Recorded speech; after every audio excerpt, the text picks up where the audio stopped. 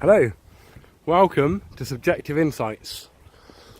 Going to make a possibly outrageous statement here. Science is very good at describing stuff, but it doesn't explain anything, at least not in an absolute sense, which is what people who espouse science dogmatically try and present it as doing. Now, this is because science has certain assumptions built into it and that are hidden, not spoken about.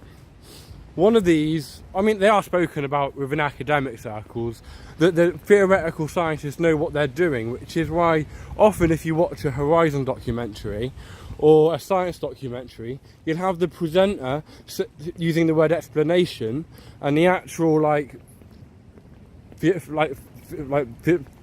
particle theory, the actual people doing the theories, can't remember the name for them, they will use the term description.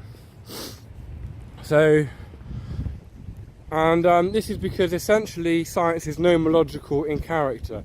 What it does is it refers the multiplicity of phenomena that it sees, like all the stars and all their different movements and the planets and all their different movements, to one basic law. So in that case it's gravity, right? And the history of gravity is you got Newton, and he looked at all the Kepler, I think it was Kepler, all his findings and his observations, and he came up with the inverse square law with which he could describe the motion of the planets, and not only describe them as they've been, but make predictions about what would happen. So what the inverse square law does is it tells you that objects of mass attract each other, and it tells you at what rate they attract each other. So it's a pattern behind all of that phenomena. But when presented with the question, what is gravity, Newton would respond with a force of attraction. But what is a force? Something that attracts or something that does something. But what is that something that does something? There is no something that does something, there is just a thing that's being done.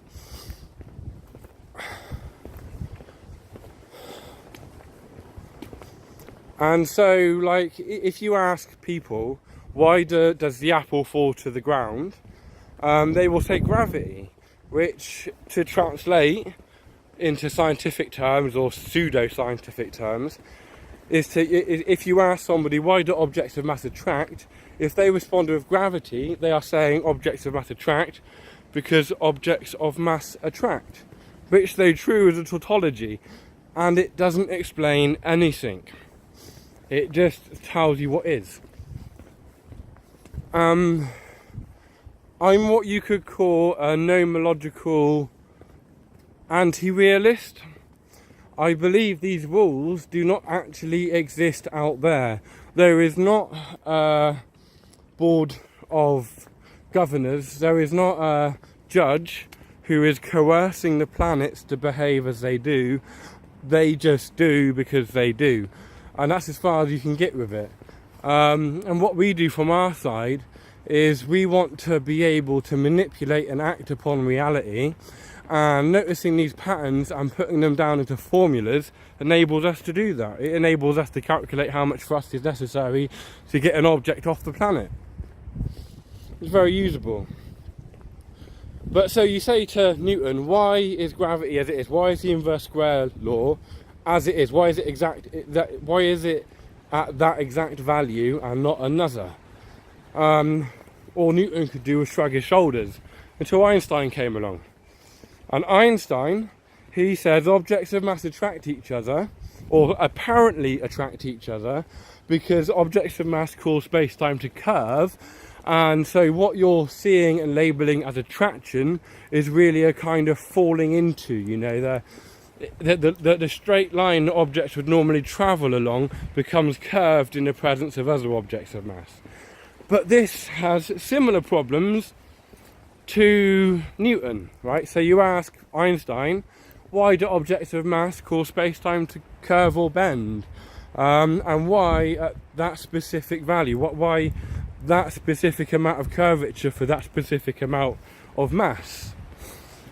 And any answer because the way we answer questions and because of the nature of how we think, is going to avail us of a more complex set of relations which ask the same questions. Really, it's because the machine that we're using to ask and answer these questions, it's capable of infinity almost. You can ask why, get an answer. Why is that true? Get an answer. Why is that true? Get an answer. Why is that true? Get an answer. And you could, without knowing it, skip past the whole truth. You could have had the true answer, and it was the whole answer. But because you still got that little kid asking why in your nut, you've gone beyond it. And so, I mean, a lot of mathematicians and physicists, they believe these laws have reality, you know, that they're real, that they have an ontological significance.